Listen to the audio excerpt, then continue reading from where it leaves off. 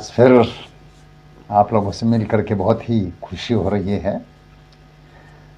अब तो यूँ लगने लगा है कि चैनल को सब्सक्राइब करने वाली बात आप लोगों को कही ही नहीं जाए, क्योंकि आप हमारा चैनल लगातार देख रहे हैं, पसंद कर रहे हैं, और अब हमें ये लगता ही नहीं है कि आपको कहने की ज़रूरत है कि इसको सब्सक्राइब करो या आगे शेयर करें, क्योंकि आप लोगों से आत्मिक लगाव हो गया है और आप सभी हमारे एक परिवार के सदस्य के समान हैं। तो आप लोगों से मिल कर के आज फिर खुशी हो रही है। और एक अच्छी बात यह है कि हम संस्कार और संस्कृति इसको लेकर के जो पोस्ट कर रहे हैं चैनल पर वीडियो, उसको आज की पीढ़ी भी बहुत पसंद कर रही है और हमें पता चल रहा है कि कौन से सब्जेक्ट को पसंद किया जा रहा है। तो हमने बहुत प्रयास किए, यूट्यूब पे देखे कि सब्सक्राइबर कैसे बढ़ाया जाए, है ना, व्यूज़ कैसे बढ़ाया जाए। तो अलग अलग तरह के अपने अपने विचार हैं लोगों के। तो आखिर फिर मुझे बचपन की एक घटना याद आई। लगभग 50-55 साल पहले की घटना है, जब मैं गांव के स्कूल में पढ़ा करता था, संस्कृत विद्यालय में। तो वहाँ पर हर शनिवार को बाल सभा होती थी और उस बाल सभा में पूरी क्लासेज हैं, यानी कि पूरी स्कूल के बच्चे एक साथ बैठते थे, पेड़ के नीचे बैठते थे। नीम का पेड़ था, वहीं भगवान की प्रतिमा थी एक चबूतरे पे, और वहीं हम लोग बैठा करते थे। तो उसमें अंताक्षरी खेलते थे और उसमें ये नहीं होता लड़के या लड़कियां, हमारे यहाँ लड़कियां भी थी हमारे साथ में। तो उसमें ये था कि भाई अंताक्षरी के अंदर जो कोई कविता मतलब जो बोलेगा और उसका अंत आएगा, तो अगली पार्टी जो है वो उस अक्षर से शुरुआत करेगी। ऐसे ही क्रम चलता था। फिर ख़त्म हुआ तो आखिरी का जो अक्षर है वहाँ से फिर उठाया किसी दूसरे ने। इस तरह की बहुत अच्छी व्यवस्था थी वहाँ की। तो उसमें एक याद आ रहा है, थोड़ा सा ठीक से बोल पाऊँगा कि नहीं वो बात अलग है। तो वो ये थे, उसमें 2 लाइन ये भी थी कि भाई वो न पे अगर किसी को बोलना है तो वो बोलते थे, नहीं दान है नहीं दक्षिणा, खाली हाथ चली आई, पूजा की विधि नहीं जानती, फिर भी नाथ चली आई। तो ये एक 2 लाइन का बहुत अच्छा संदेश और अच्छे विचार थे। ये हमारे संस्कार और संस्कृति को बताते हैं। तो वो कह रहे हैं कि हे भगवान, मुझे न, मेरे पास ना तो कुछ देने को है दक्षिणा, है ना, और ना मैं पूजा की विधि जानती हूँ, खाली हाथ ही चली आई। लेकिन मन में उसके भावना थी, श्रद्धा थी भगवान के प्रति, इसलिए भगवान ने उसकी श्रद्धा को मानते हुए और उसकी पूजा स्वीकार की। तो ये ज़रूरी नहीं है कि विधि विधान से ही पूजा हो जाए, आत्मा के अंदर श्रद्धा होनी चाहिए देवता के प्रति या हमारे श्रद्धेय के प्रति। तो ये कविता है, मैं आपको बताता हूँ आज के समय में कैसे लागू होती है ये पंक्तियाँ। साहित्य जो है कितना ही पुराना हो जाए, वो हमेशा जो है समसामयिक बना रहता है, रूप बदल सकता है, लेकिन जो उसका संदेश है वो कभी नहीं बदलता।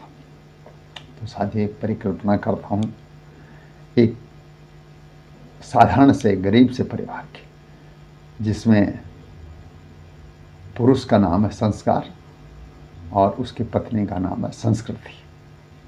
तो यही कविता आपको बताएगी कि एक परिवार कैसे चलता है।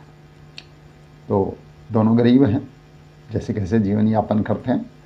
तो पत्नी को जो है गृह लक्ष्मी माना गया है, और पति और पत्नी एक गाड़ी के दो पहिए माने जाते हैं।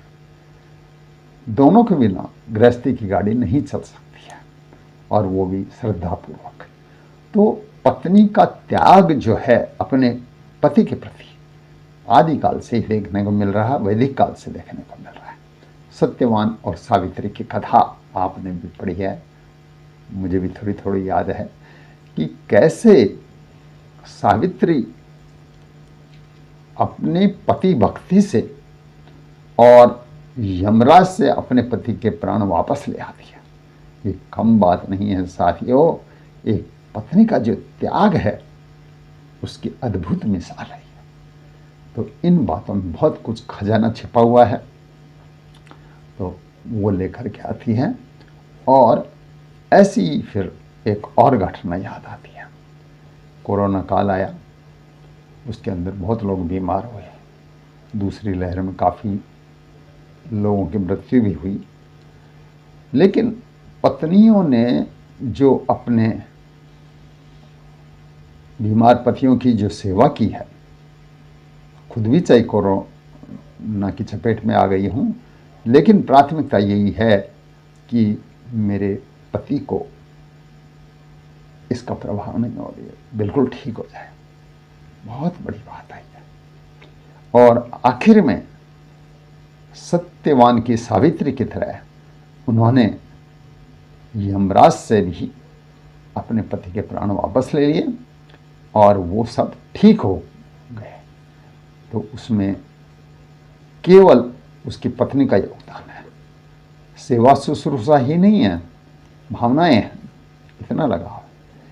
पति पत्नी आपस में चाहे कितने ही लड़ें,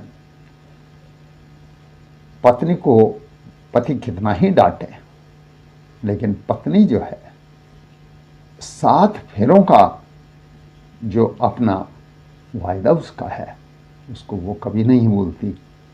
पति चाहे कोताही कर जाए थोड़े बहुत रूप में, लेकिन पत्नी जो है वो देवी है, दुर्गा है। तो इसीलिए उसको गृह लक्ष्मी कहते हैं हम लोग, जो गलत नहीं है, सत्य है।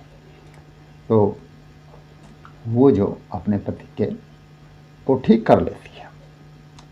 पति जो है उसका वजन बहुत कम हो जाता है, मरने की स्थिति में है, क्योंकि कोरोना का प्रभाव उस पर शायद पड़ा है, और घर से निकलना बंद था, टहलना वगैरह बंद था। ऐसा था कि भाई जनता के संपर्क में नहीं आएंगे, घरों में ही बंद थे। तो उसका प्रभाव ये हुआ कि पति बीमार हो गया, कब्ज की शिकायत रहने लगी, गैस की शिकायत रहने लगी, और धीरे धीरे धीरे धीरे उसका लगभग 60 किलो वजन था, वो 46 किलो रह गया। लेकिन ऐसे में पत्नी ने सेवा करी, जो हो सकता था, जहाँ से पता चलता है कि इससे वजन बढ़ता है, तो उससे पति से खड़ा नहीं हुआ जाता था, वो सहारा दे करके उसको खड़ा करती थी। लेकिन पत्नी की सेवा शुश्रूषा ने भगवान भी सुनवाई की, उसकी जो तकलीफ थी उसके प्रति, और पत्नी ने जो है अपने पति को उसके पैरों पे खड़ा कर दिया। वह उसको पकड़ करके चलाती, जब गिरने को होता तो वो उसको थाम लेती। होता यह है कि पति सबल माना जाता है, और वो किसी कठिन परिस्थिति में पत्नी को अपने हाथों से थाम लेता है, सहारा देता उसको। लेकिन यहाँ देखिए, उस दुर्गा स्वरूपा पत्नी ने अपने पति को सहारा दिया, और उसको धीरे धीरे धीरे धीरे पूर्व स्थिति में ला खड़ा किया। उसका वजन बाद में लगभग है जो 55 किलो से ऊपर हो गया, लेकिन धीरे धीरे बढ़ता रहा। वो उसको वही बना के देती थी जो वो मांग करता था। तो ऐसे धीरे धीरे उसका पति ठीक हो गया। तो साथियों, पति पत्नी का ये जो है बहुत सारे हैं कि पति पत्नी पहिए के गाड़ी के किसी पहिए के दोनों जरूरी अंग माने जाते हैं। इसी तरह से ये भी कहा गया, किसी सिक्के के दो पहलुओं के बिना उसकी कीमत नहीं रहती। दोनों पहलू, चिट और पुट, दोनों एक साथ होंगे तभी वो सिक्का मुद्रा माना जाएगा और उसका महत्व होगा। तो साथियों, ये बात छोटी सी लगती है, लेकिन ये उन पत्नियों को समर्पित मैं करता हूँ जिन्होंने अपने पति की सेवा की है कठिन परिस्थिति में।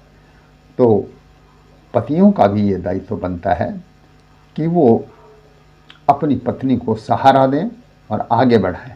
इस बीमारी की दशा में पति चिड़चिड़ा भी हो गया था, वह बात बात पर उखड़ जाता था और अपनी पत्नी को गालियां देता था। लेकिन देखिए, सहनशीला पत्नी ने कभी वापस जवाब नहीं दिया, उसका प्रतिकार नहीं किया, वो सब सुनती रही और उसकी सेवा करती रही। धन्य है ऐसी पत्नियां, मैं उनको सारा नमन करता हूँ। धन्यवाद।